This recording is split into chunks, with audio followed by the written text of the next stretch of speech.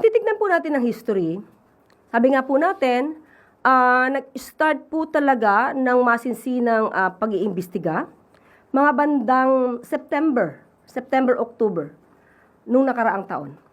Pero wala pa pong isang taon, pero marami na po ang naimbestigahan, marami na pong na-issue na warrant of arrest at paulit-ulit na lang po ako na sinasabi ito.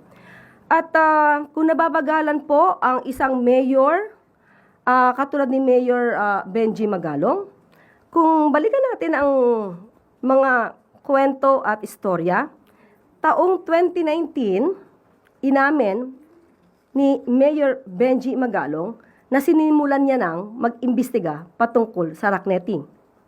2019. Pero na-call out siya ni Secretary or rather Senator Trillanes taong 2025. September 10, 2025 ay na-call out siya at sinabing matagal na naimbestigahan ang racketeering according to the mayor. Pero wala pa siya napangalanan at wala pa siyang naidemanda man lang. Ayon din kay Senator Trillanes, di umano, ay parang mayroong kinakatakutan na mabulgar na pangalan.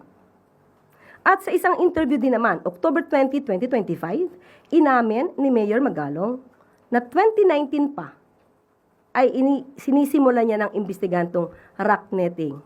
Pero 6 na taon ang lumipas, wala pa rin siyang nagawa tungkol sa issue ng racketeering.